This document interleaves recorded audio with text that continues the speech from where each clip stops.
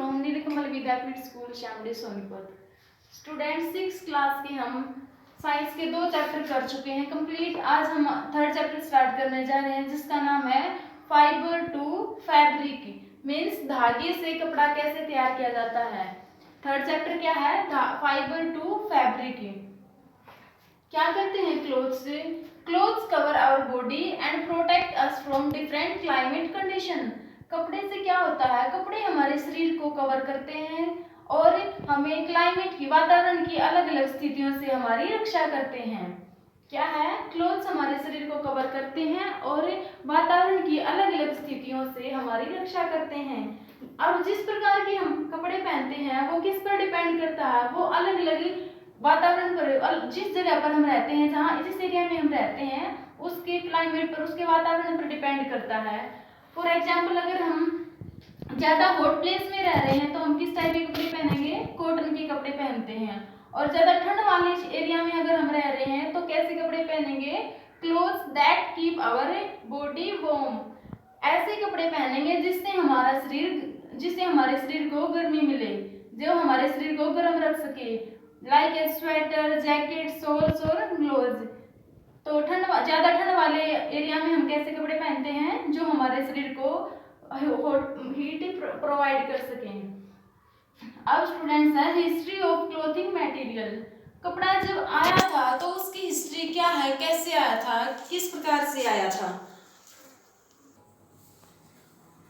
पहले क्या था students? History of clothing material. क्या हिस्ट्री है? मनुष्य पहले कपड़े इस टाइप के कपड़े नहीं पहनता था जिस टाइप के कपड़े हम आजकल पहन रहे हैं। वो क्या करता था? अपने शरीर को कवर करने के लिए वृक्ष की छाल या फिर बड़ी बड़ी पत्तियां या फिर एनिमल की जो स्किन होती थी उनका यूज करता था अपनी बॉडी को कवर करने के लिए। उसके बाद कुछ साल बाद क्या हुआ? हमारे पास कई टाइप के क्लोथ्स आए जैसे वूल, सिल्क और कॉटन। ये सारे कपड़े हमारे पास कब आए थे? Wool was used as earlier as 6000 year ago. Wool हमारे बीच कब आया? लगभग 6000 वर्ष पहले आया था। और silk came into existence around 3000 BC in China. सबसे पहले सिल्क कहाँ आया था? चाइना में आया था। और कब? Around 3000 BC। BC means before the common इरा। क्या है BC? बिफोर द कॉमन इरा। तो सिल्क हमारे बीच कब आया? सबसे पहले आया चाइना में। कब? 3000 BC। उसके बाद कॉटन हमारे बीच कब आया? जब मनुष्य ने कॉटन प्लांट की क्रॉप करनी स्टार्ट की। कब? जब मनुष्य ने कॉटन प्लांट की क्रॉप करनी स्टार्ट की थी तब अराउंड 3000 BC। ये भी हमारे पास से 3000 BC पहले आया था। Earlier people used to wear unstitched clothes and just wrapped them over their body. क्या था स्टूडेंट्स? पहले जो मनुष्य था सिर्फ अपने शरीर को कवर करने के लिए क्या करता था? बिना सिले हुए कपड़े का यूज करता था। लेकिन आजकल क्या हो रहा है? आजकल सिले हुए भी, और कुछ एरिया ऐसे हैं कि जहाँ पर आज के टाइम पर भी बिना सिले हुए कपड़ों का यूज किया जाता है, जैसे धोती, लुंगी और साड़ी। ये इस टाइप के क्लोथ्स हैं जो बिना सिले हुए पहने जाते हैं।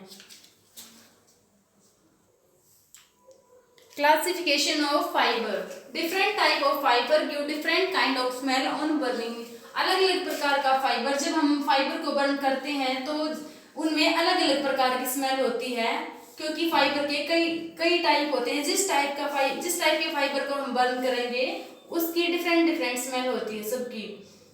अब फाइबर को हमने 2 टाइप में क्लासिफाई किया है, नेचुरल फाइबर और सिंथेटिक फाइबर। नेचुरल फाइबर कौन सा होता है?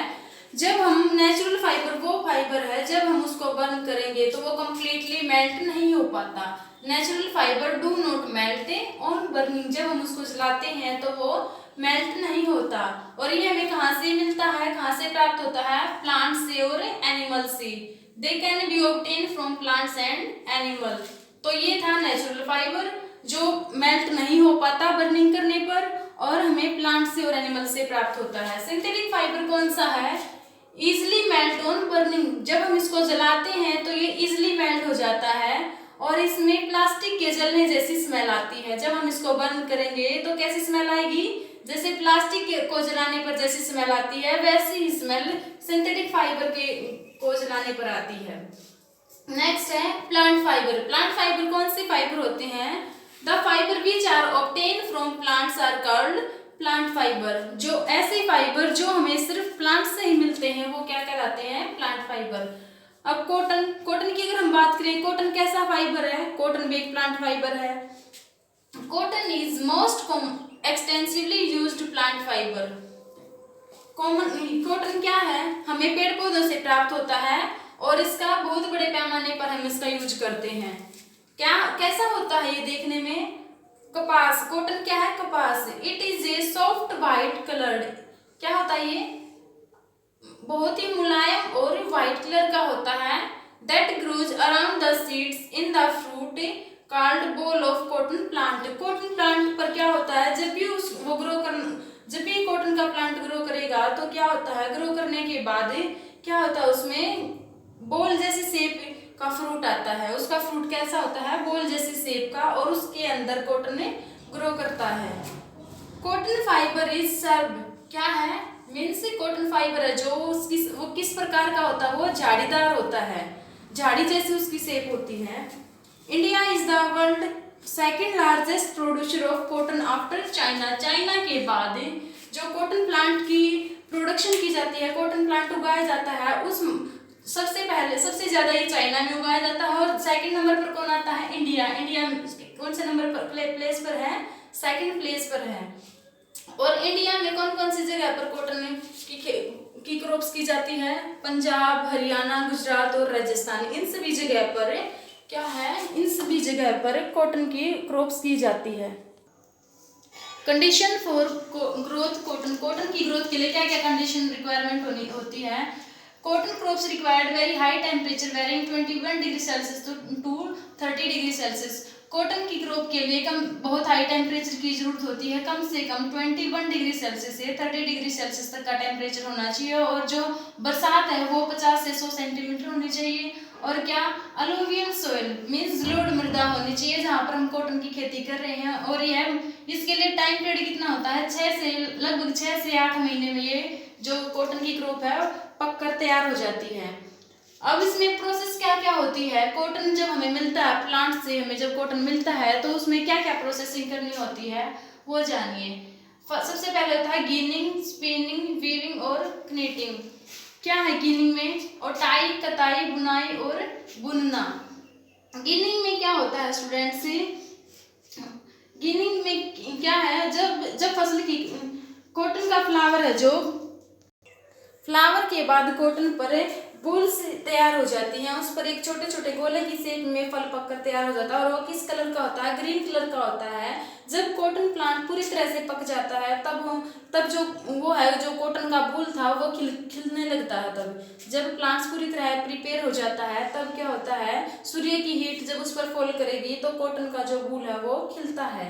फिर उसकी हार्वेस्टिंग की जाती है। गिनिंग में क्या होता है? उसमें जब हमने हार्वेस्टिंग की है फसल की तो उस समय कॉटन और जो कॉटन के बीज हैं वो दोनों मिक्स होते हैं। कॉटन और उसके सीड्स को अलग करने की प्रक्रिया क्या कहलाती है? गिनिंग। कॉटन प्लांट से कॉटन को और उसके सीड्स को अलग करने की प्रक्रिया क्या कहलाती है? गिनिंग। सेकंड जो प्रोसेस है वो क्या है? स्पिनिंग मीन्स कताई। कॉटन में से धागे बनाने की प्रक्रिया स्पिनिंग कहलाती है। कॉटन में से पहले कॉटन हमें इस शेप में गोले की शेप में मिलेगा, फिर उसमें से उसको थ्रेड कर करके खींच के उसमें से धागे तैयार किए जाते हैं। जब वो धागे तैयार कर रहे हैं वो प्रोसेस क्या कहलाती है? स्पिनिंग। बहुत ही बड़े स्तर पर मशीनों के द्वारा स्पिनिंग प्रोसेस पूरी की जाती है। नेक्स्ट है वीविंग। धागे से कपड़े तैयार करना एक बहुत पुराना मेथड होता है। जब एक लूम मीन्स करघे में कॉटन के धागे से जब कपड़ा तैयार किया जाता है तो वो क्या है? वीविंग। इस पैटर्न में हम क्या करते हैं? या तो दो थ्रेड को एक साथ यूज करते हैं, या क्या कैसे होता है कि या तो दोनों के दोनों थ्रेड एक साथ हम यूज करेंगे, या फिर दोनों थ्रेड को हम बैंड कर करके यूज करेंगे। जैसे फर्स्ट थ्रेड ये, उसी के ऊपर ये बैंड करके इस तरह से धागे का यूज करते हैं।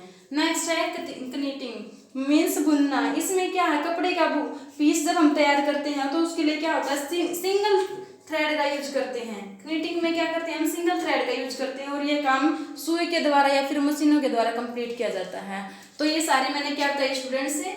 कॉटन की प्रोसेसिंग की, हम हमारे जो कपड़े होते हैं वो किस तरह से, कॉटन के क्लॉथ किस तरह से तैयार होते हैं।